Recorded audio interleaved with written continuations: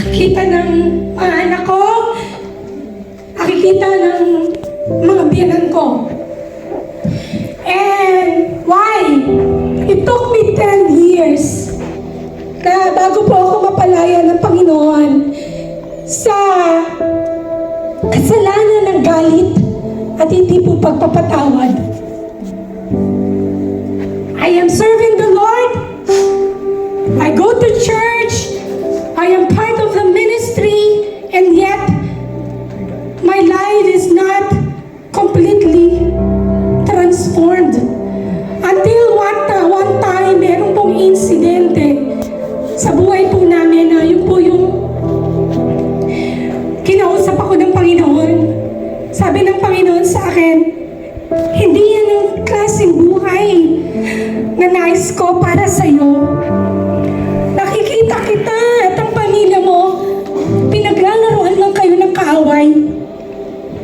Paikot-ikot lang kayo sa loob ng bahay.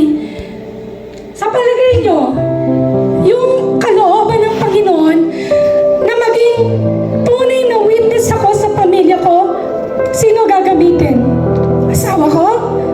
Si Shalom, si Rafael at ang mga biyanan ko? Hindi. Ako. From that time on, I fully surrendered my life to the Lord. Mahirap, imposible, pero may supernatural na kumilos ang banal na spirito. Kasi kung ako lang noong panagpakamatay na ako. Actually, itong testimony ko, usually sa life group ko lang na-share pero not into detail. But I want you to be encouraged. Si Lord din kung paano yung Diyos na pinaglilingkuran ko, yun din po yung Diyos nakikilos sa buhay nyo.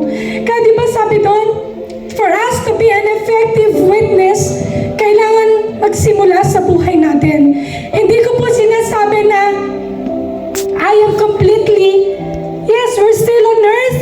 I am not perfect, but God is growing me for His glory alone.